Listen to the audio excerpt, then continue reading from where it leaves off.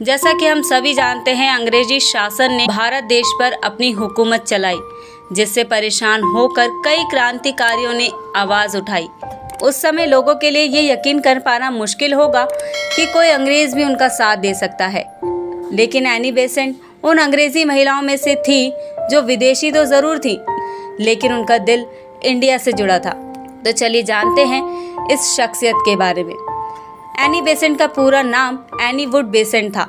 उनका जन्म 1 अक्टूबर 1847 में लंदन के एक उच्च मध्य वर्गीय परिवार में हुआ था। उनके पिता का नाम विलियम बर्टन पर्सवुड था। वो एक अंग्रेजी डॉक्टर थे। आयरिश मूल की होने के कारण वो हमेशा ही आयरिश होम रूल की समर्थक रहीं, और शायद यही वजह थी जो उनके मन में हमेशा स्वतंत्रता, स्वशासन और समाज सेवा जैसे विचार आते थे। उनका विवाह 20 साल की उम्र में एक पादरी से हुआ था, जो कि सफल नहीं रहा, और कुछ समय बाद वो अपनी बेटी के साथ अपने पति से अलग हो गई। उसके बाद उनका रुझान लेखन की ओर बढ़ा, जहां उन्होंने वैचारिक स्वतंत्रता, धर्मनिरपेक्षता, जनसंख्या नियंत्रण, महिला एवं कामगारों के अधिकारों जैसे कई मुद्दों को उठाया। धीरे धीरे उनका झुकाव अध्यात्मक और ईश्वरवाद में बढ़ने लगा, लेकिन वो होम रूल की बराबर समर्थक बनी रहीं और साथ ही चर्च और उनके कानून एवं बर्ताव के खिलाफ भी होती रहीं। अपने लेखन कार्यों में उन्होंने काफ़ी लोकप्रियता भी हासिल की। अपने लेखों के जरिए साल 1878 में उन्होंने पहली बार भारत के बारे में अपनी राय रखी, और फिर धीरे धीरे उनके लेखों में भारत का जिक्र बढ़ता गया। 1883 में वो थियोसॉफिकल सोसाइटी से जुड़ी और जल्द ही उसकी एक प्रमुख वक्ता भी बन गई। साल 1893 में स्वामी विवेकानंद ने अमेरिका के शिकागो की जिस धर्म संसद में अपना प्रसिद्ध भाषण दिया था, बेसेंट ने भी उसी संसद में थियोसॉफिकल सोसाइटी का प्रतिनिधित्व किया था। 1893 में एनी बेसेंट थियोसॉफिकल सोसाइटी के काम से भारत आई, और फिर वे हमेशा के लिए भारत की होकर ही रह गईं।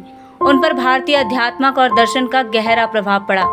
1907 में उन्हें थियोसॉफिकल सोसाइटी की अध्यक्ष बनाया गया, और फिर उन्होंने भारत को ही सोसाइटी का गतिविधि केंद्र बना लिया था। उनका मानना था कि भारत को राजनीतिक स्वतंत्रता की बहुत जरूरत है, इसलिए सोसाइटी के कार्यों के साथ उन्होंने खुद को राजनीति में भी सक्रिय रखा। उन्होंने भारत में धार्मिक, राजनीतिक और शैक्षणिक जागरण की दिशा में काम करना शुरू किया। वो भारत में भी होम रूल की समर्थक रहीं और शुरुआत से ही भारत में स्वशासन के बारे में लिखती रहीं। प्रथम विश्व युद्ध में अंग्रेजों की जरूरत को उन्होंने भारत के लिए एक मौका बताया। उन्होंने लोकमान्य तिलक के साथ मिलकर 1916 all India home rule league आंदोलन की शुरुआत की, और जब उन्हें गिरफ्तार किया गया तो कांग्रेस और मुस्लिम लीग दोनों ने ही इसका विरोध किया।